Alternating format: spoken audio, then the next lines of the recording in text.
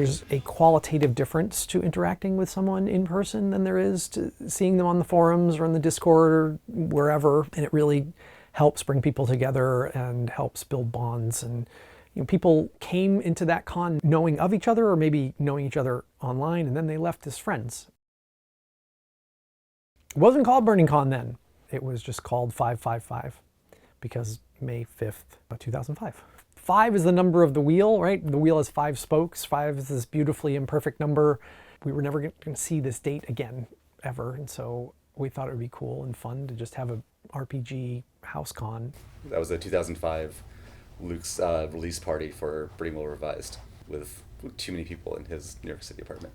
I just invited everyone over for a weekend. Everyone in the community, I just said, come on over, you can crash here. But yeah, we basically played Burning Wheel and all of its weird variants from Friday night until Sunday afternoon straight. We tried to make Burning Con different than other gaming events we had been to, which for the most part, the vast majority of them were just general gatherings. So when I launched Burning Con, I just wanted to give it more focus. I wanted to give people a reason to come together around our games. And so we just set that limit to start. Like, just come and play our games. Don't come and try to play D&D or whatever. There's nothing wrong with that. You can do that anywhere. But just come with a focus and play Burning Wheel or Burning Empires or whatever games we had out at the time.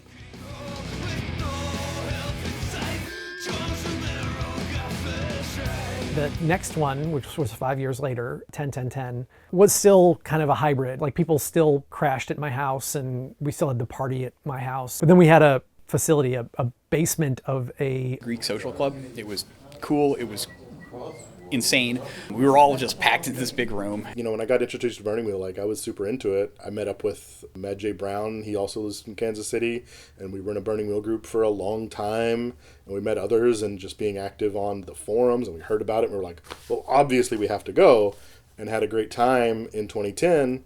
I ran a full phase of Burning Empires, which was 5 sessions with 4 players across 16 hours of play or something insane. Like 2010 might have had 50 people. It's like very, very small and focused. Something has always gone wrong at a Burning Con in some way. Throughout Luke's speech and in the recording of it, you can hear a beeping of the UPS is beeping its battery all the way through. But it's great. And there's lots of, Luke had never run a con himself before, and it was very haphazard of things happening and very chaotic. 2011, I think, was the year that Luke invited a broader array of people. Then the next 3 were in like a dance studio. And then 12-12-12 was Superstorm Sandy, and I was stuck here at a friend's house for several days. They kind of branched out every year, like, well, let's bring in some other guests and designers. We'll play those games. So we get like John Harper, we get Jared Sorensen, we get Vincent Baker and Jason Morningstar. And like by the end, there were just so many options. Calling it Burning Con was a little bit of a misnomer by the end, but it was still such a great way to play all these games and network.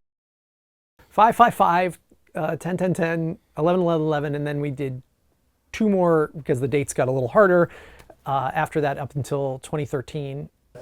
And then we took 10 years off, and now we're here. And then we did our 6th event in 2023.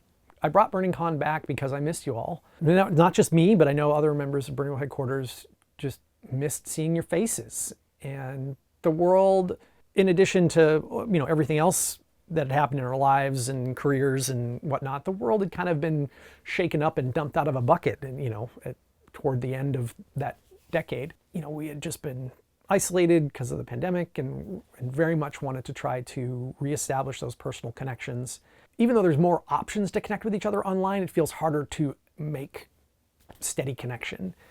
And there's just another motivator to say, like, okay, well, let's just get back in person. Let's just start again and see if we can rekindle the love. I hope that came up on the mic.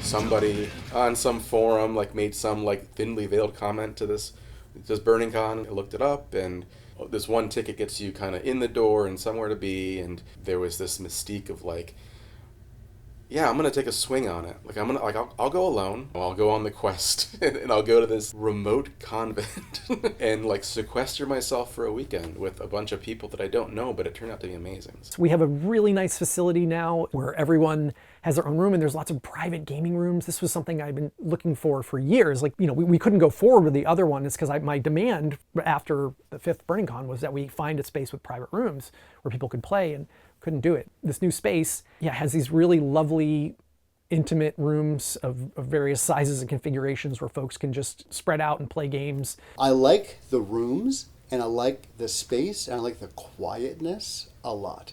This one's been really good. It has a lot of the same like very ad hoc vibe of the 10-10-10, which was the one in the basement. A lot of self-organizing, a lot of float arounds, deal with the chaos, and just have fun. Yeah, this one has lots of new faces to me, even from other Burning Cons. There's people I've seen at all the Burning Cons I've known for years, and there's a lot of new people who I have no idea who they are. First one. I waited 10 years for this. There was a self-inflicted imposter syndrome coming in, especially when you kind of start to hear about like just the family of Burning Wheel. But I couldn't be further from the truth in terms of like when I got here, there was just like it was just hugely welcoming, and it's been great. Yeah. This is my first one. I'm having an absolute blast. I'm fairly introverted, but everyone has been really, really friendly. I've made a lot of new friends here. Really enjoying socializing with people and getting to play games. So this is my first time at Burning Con, and when I got here, I was like, hold up, Burning Wheel HQ has been in New York the entire time? I had no idea. So, like, it's so wild to me, because, like, through coming here, I've now met so many folks that are also in the New York area that are down to play. I found other versions of the game that I'm even more excited about, like Blossoms. It's a beautiful scene. The players and the GMs are blowing me away every time I play a game. This is my one and only ever gaming event ever. I've never been to any of those role-playing conventions. I just talked to somebody like for about 30 minutes about his fantasy book that he's writing, and I can make intelligent comments and get an exchange going because I'm like a geek too, you know? It's so cool. I usually am a GM, so I never play like in my home games, or even when I come to cons, I usually am just running stuff. So it was cool to just see it from the other side. It's great to see people from the community come together. You have the online space, but then if you have the in-person space, it softens the lines once it's like a person in front of you that you can see. I enjoy smaller cons. Like, I've been to Gen Con like twice, and I'm over it. Like, that's just, it's too many people. There's just too much going on. So, like, it feels more intimate.